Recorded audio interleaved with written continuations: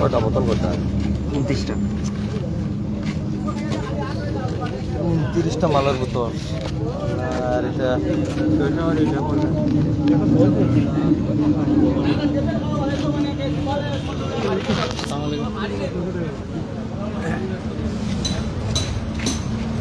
এটা দুটা নহয়, 29টাকৈ ড্ৰাগছৰ কণ্টেইনাৰ জব্দ কৰিছে ডবকা আৰক্ষীয়ে। এতিয়া ৰাইজে ধৰিছে আৰু ইয়াৰ ডবকা চহৰৰ 5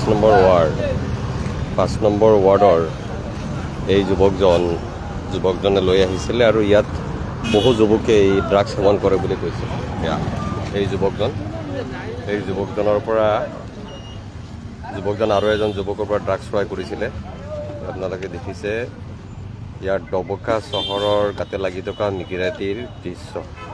মিকিৰাটিত আহি পেলাই সেই ড্ৰাগছ, চিন্তনীয় বিষয় ইয়াত। তুমি আনিছিলা কাৰ পৰা? বছিৰ ঘৰ ক'ত? কি কৰে? এইবিলাকে বিক্ৰী কৰে, হা, ড্ৰাগছ বিক্ৰী কৰে। আৰু তোমাৰ নাম কি? মোৰ নাম ফৈজুল হক। কেইটা পাইছে তোমাৰ পৰা? কেইটা কণ্টেইনাৰ পাইছে তোমাৰ পৰা? 24টা। হা, 24টা। 24টা? 24টা না 29টা? আধা মিলাই আছে নেকি? কিমান কৰি বিক্ৰী কৰা এটা? 400-500। কিমানজনে খায় এই এৰিয়াৰ? চিনিব পাৰা নেকি? মানুহবিলাক চিনি পোৱা নেকি? হা, তোমাৰ নাম কি?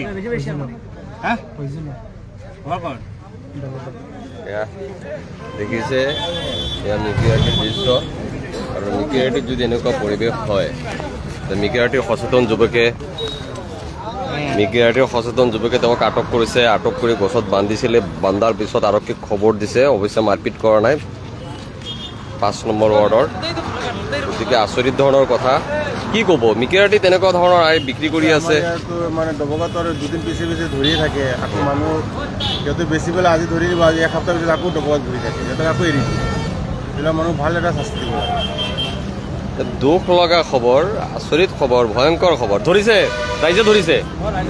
এতিয়া কি ক'ব? এতিয়া যদি ইয়াতো যদি এনেকুৱা ড্ৰাগছৰ ঘাটিত পৰিণত হ'ল হয়, আমাৰ লোকেল ল'ৰাবিলাক একেবাৰে গুচি গ'ল। তাৰমানে এই ৰাতিপুৱা ইয়াত আহিছে মানুহজনে, আহি মানে স্কুটি এটা লৈ আহিছে। তাৰপিছত মানুহে ধৰি পেলাই 29টা হেৰইন পাইছে। আৰু এতিয়া আমাৰ প্ৰশাসন আহিছে, আহি তাক ধৰি গছত বান্ধি থৈছিল। এটা দুটা নহয়, 29টাকে কণ্টেইনাৰ। গতিকে আচৰিত ধৰণৰ খবৰ, আচৰিত ধৰণৰ কথা ক'ব লাগিব। একচুৱেলি বেয়া খবৰ ডবকাৰ সচেতন যুৱকৰ ক্ষেত্ৰত। বহু লোক ইতিমধ্যে পংগুত্ব জীৱন যাপন কৰি আছে।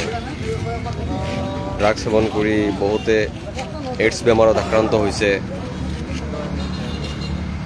আৰু সাধাৰণতে এনেকুৱা যদি হয়, আপোনালোকে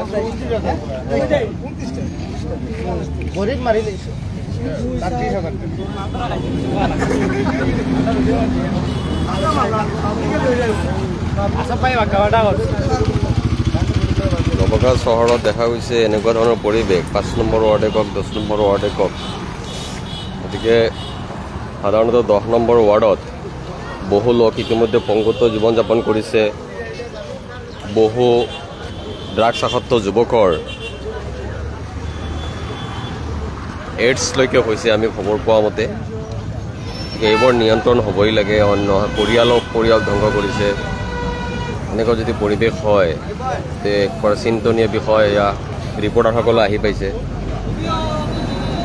গতিকে সঁচাকৈ ভয়ংকৰ খবৰ ডবকাৰ ভয়ংকৰ খবৰ, দুখ লগা পৰিৱেশ।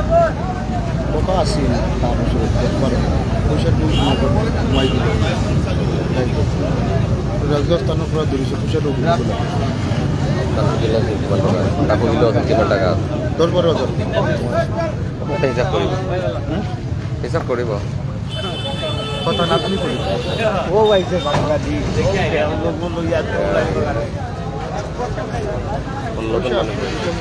নিকিৰেটিৰ আমাৰ ঠাই তেনেকুৱা ধৰণৰ পৰিৱেশ কি ক'ব এনেকুৱা যদি আচৰিত লাগে এতিয়া আপোনাৰ 5 নম্বৰ ৱাৰ্ড বুলি কৈছে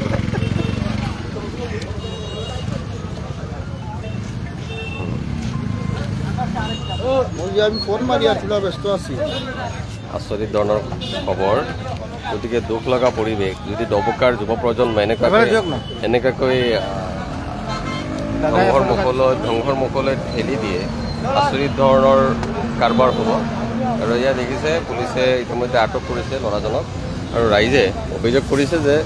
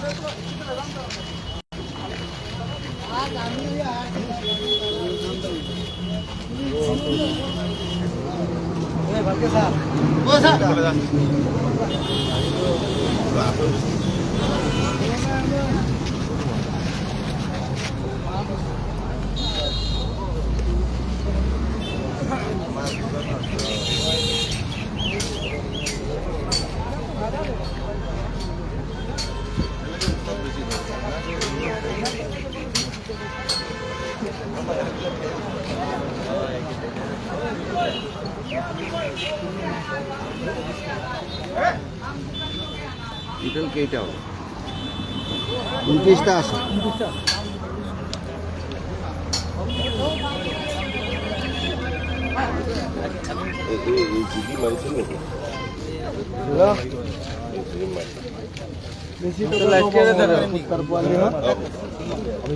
আমাৰ ছোৱালী বৰবাদ কৰি আছে শুয়াৰ বাচ্চাটো টুকৰা কৰে দিব হইব তন্ত্ৰ নিছে না একদম শুট কৰে দিব লাগে